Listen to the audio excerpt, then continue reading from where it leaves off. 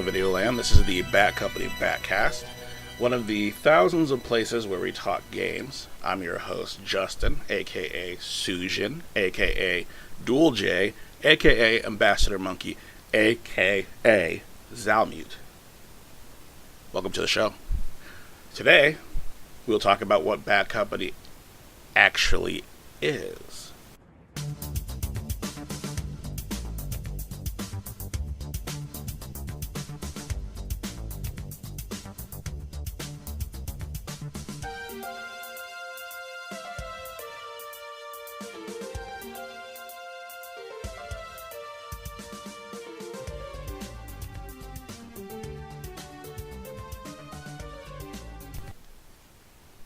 Back in 2002, I want to say, I had a friends-only group by the name of Nothing Personal.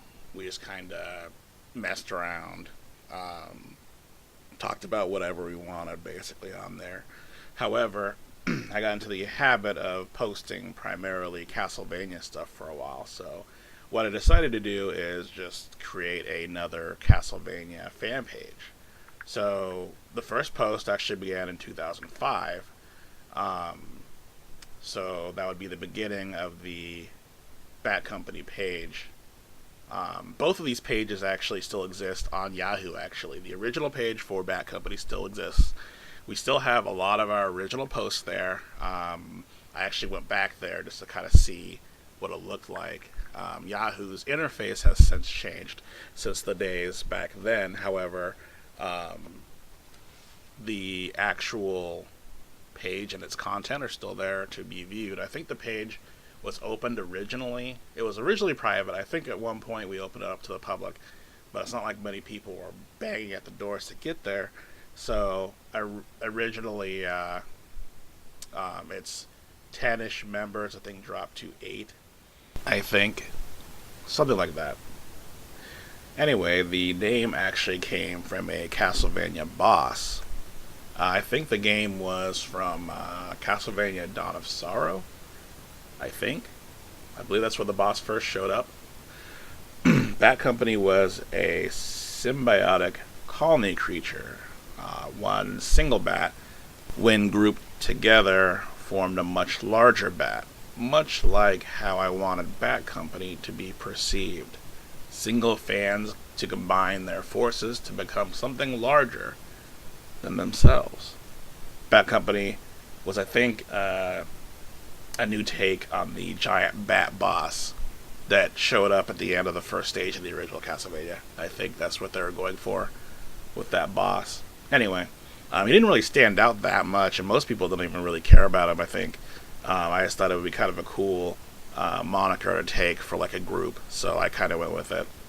But anyway, the original Batcompany, we ran polls, posted lots of Castlevania imagery.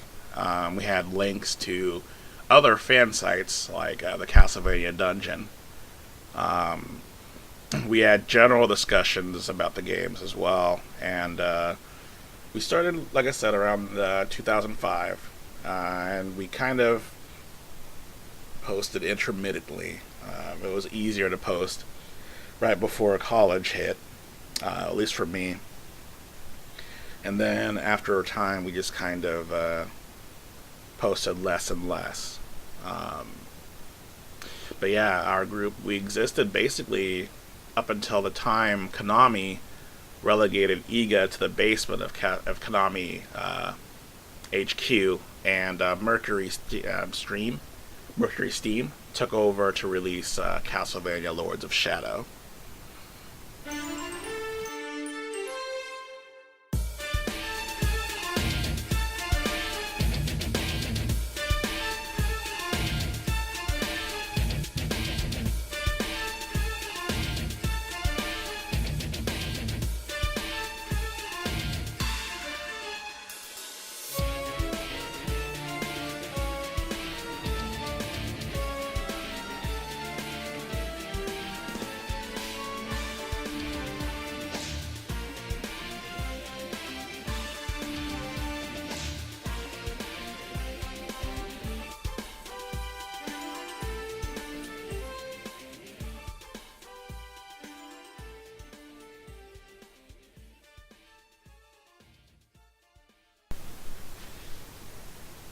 Since then, we decided to relocate from the Yahoo group to a different place. At about the time that I started the Batcompany Facebook group, Facebook started to become more and more popular, so it just made sense that it would be easier for me and my friends to stay connected and also just to discuss games there.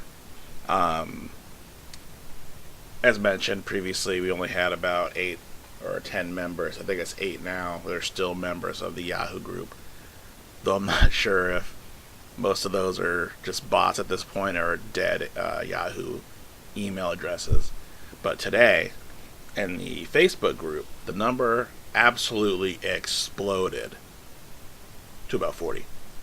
My vision for Batcompany originally was contained to simply Castlevania. However, since that time, we decided to expand out a little bit. We're all gamers of different types.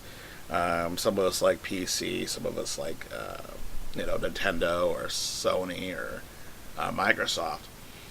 But especially since Castlevania as a brand has since diminished due to Konami's special circumstances. Their Lords of Shadow series didn't do too well after a while. And everything they had going for it, they decided to trade away to try to get fans back by doing things like pulling in alternate continuity versions of characters, which didn't work in the long run and just made everybody miss the original continuity, really. But anyway, the last Castlevania game that came out was not even a game, it was a pachinko machine. I guess it is technically a game, not one that you and I would probably see, but if you happen to be in Japan, you might be able to be titillated by succubus women showing her stuff and whatnot while you gambled. Well, gambled and not gambled, because pachinko's kind of weird like that. But anyway, they decided to basically go away from everything we loved. I mean, I guess on the bright side, silver lining, Iga eventually broke out on his own. He's got his own game coming out someday. Bloodstained Ritual of the Night, which is supposed to be his own take on what he would do as Castlevania director, but not having to deal with Konami. So it's interesting. But I digress. I mean, back on track. Batcompany proper is still a kind of a closed group. It's a smaller group, mostly because I didn't want to open it up to just anyone. My big fear there is that it would become annoying. We'll be harassed by bots or people who don't know how to treat others in a community, that get mad or angry at other people, and I just didn't want to deal with that. So for the time being, it's kind of a closed, small group. Though I'm considering opening up a little bit, because that way there's going to be more people potentially to actually take place and take part in events. Which is why I also created a new community out on Google+. I wanted there to be one for anyone who's interested, and then one that I have a closer connection to. Speaking of events, last year alone we hosted several Castlevania and other events. Our very own Cole hosted an absolutely awesome March Madness event that had us vote on which video game music we liked the most, and it was a bracketed tournament. We could put in as many submissions as we wanted, but eventually we had to cool it so that way it would become feasible to actually vote on them. So great job, Cole. That was really awesome. I really hope we can do something as fun this year. We also had E3 discussions I had a prediction myself. I don't think barely any of them actually came true. It was just based on things I had heard as rumors that seemed to me could be plausible. Some of them actually did come true just a little bit later, such as the PS Neo at the time, which eventually became the PS4 Pro. Things like that. We did have a launch event for Pokemon Sun and Moon. That was kind of fun, just to see who picked the game up, which starter they chose, and whatnot. In December, we had a boss rush style set of events, which I had a good time coming up with. I just kind of threw them together, and I thought it was kind of interesting. The first of which was an Animal Crossing New Leaf get-together. Not long before the event, what had happened was Nintendo released a patch allowing for more amiibo cards and other weird stuff. You got tickets for visitors. It's kind of interesting. So we used the opportunity to try to set up a get-together, and that was kind of fun. After that, we had a kind of a small discussion on JRPGs. Not much happened in that event, but I just thought it'd be kind of interesting. Maybe see what people's thoughts were on Final Fantasy 15, since that took a while to come out, to say the least. The next event we took part in was the Super Mario Bros. 2 event. Basically, you got to talk about Super Mario Bros. 2. Which Super Mario Bros. 2? All of them. So, we had several ones, such as, of course, your Super Mario Bros. 2 or Doki Doki Panic. The Doki Doki Panic American version, which is Super Mario USA in Japan, which, if you ask me, it will always be Super Mario Bros. 2 for me. We also talked about, Lost Levels, which would be the real Super Mario Bros. 2. Super Mario Bros. 2 6 Golden Coins on the Game Boy. For that, we had 3 members come together and do a simultaneous remote session where each of us played through the game, played the same stages at the same time, which that was interesting. That was kind of fun. I wouldn't mind doing something like that again in the future. Anyway, the final event for the previous year was the I Know What You Got for Our Games event. Actually, I have to read that verbatim because it's so silly. I know what you got, games. Wait, no, that's not it either. I know you got games for Christmas. What did you get? Event. Of course, it's all in caps, so I had to say it that way. Which was basically, end of the year. Most people get some kind of holiday haul, so I figured, why not? Let's talk about what we got during the holidays. And, of course, it being Batcompany, we like to extend out dates. So we can say all of December, basically. Especially for those who don't actually celebrate anything. Trust me, I know how that goes. Anyway, this year, we have more on the way, actually, as far as events that are concerned. We have a fan favorite, or at least one of my personal favorites. We have the Go for Broke event in April.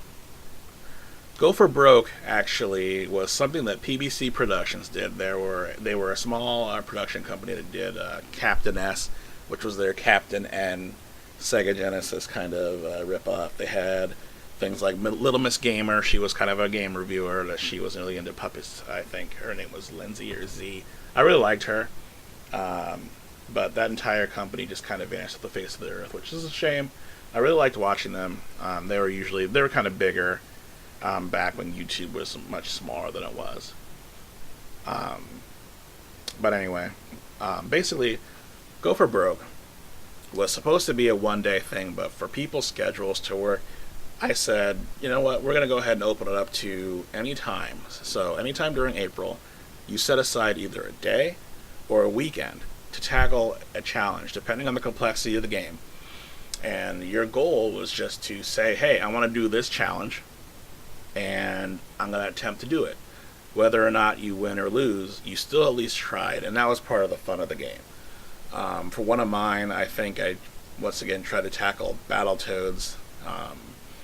I failed, but I'm getting farther in that. The Valkyrier's Inferno is too much for me right now. But maybe in another 10 years, I'll finally get through that.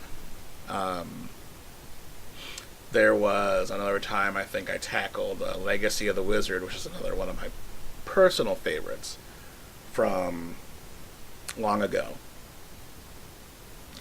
Basically, you start as you play as a family who has been gathered to try to stop an ancient evil.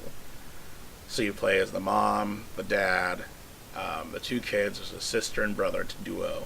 They have a pet monster, and each of them have special abilities. So I really enjoy that game, and I tried to beat it, but it was too much for me in one sitting. This was before I was more lax on how much time you had. This year, I think I might tackle something that I've always wanted to do, which was complete the Legend of Zelda original second quest. I've beaten the game plenty of times, but I don't think I've ever completed the second quest of the game. So I think I really need to go back and apply myself and get it done. So I can just say, you know what? I beat Legend of Zelda. I've completed Legend of Zelda 1 and 2, 3, Ocarina of Time, Majora's Mask, Wind Waker. I think most of the console Legend of Zelda games I've actually completed. I've completed several of the portable ones. The DS series, actually, things like Phantom Hourglass and whatnot, I actually don't think I've completed any of those. So that might be something I need to track down someday. And I've never beaten Skyward Sword, which I need to remedy, because I actually like that game quite a bit. The motion controls don't bother me. Anyway, long story short, go for broke. It's one of the events I plan to do. I would like to do something we've done in the past, which was like a Mega Man or a Mario month. Other events, I think we're going to do the E3 guessing game again. Hopefully we'll have more people who want to guess what will come out or what will be announced. October we usually have for Castlevania or Horror Game Month. So games like Resident Evil or something like PT, if you still have the demo and like to be reminded of how much Konami sucks, you can do that. It's a month we can all get together and say, hey, let's play something horror related. November and into the holidays, we'll probably have something again for those heavy release months when the publishers want to get all the money they can from the gamers, so they'll try their best to release various games and see what happens. So, although one of them, EA, last year, they decided to release 2 games, heavily anticipated, like a week apart, Battlefield 1 and Titanfall 2, and that didn't end well for Titanfall 2. Anyway, so yes, I want to do more events, I want to have more participation. We will see. Things never quite turn out the way you want them to sometimes. I was actually trying to get a podcast started way before this with with a small get-together of people on Batcompany to discuss the Chrono Series, which the Chrono Series episode will happen at some point, but it seems now that I think for the best, I think I might just start small with this podcast idea, maybe try to get a couple episodes out, maybe touch on a couple topics, and then we'll see with the first group chat. Anyway, I think that's all I had to cover. But yeah, from humble beginnings to humble endings. Batcompany has always been kind of a small group. Maybe someday it'll be a little bit larger. I think it'd be kind of cool to be like a something similar to Nintendo World Report. I really liked listening to those guys. Shout out to them. That talk about Nintendo games, and I think it'd be kind of cool to have like a forums or something where people interact with each other, all that. But anyway, I think that's enough for today. So let me know your thoughts, and as always, thanks for listening, and thanks for playing.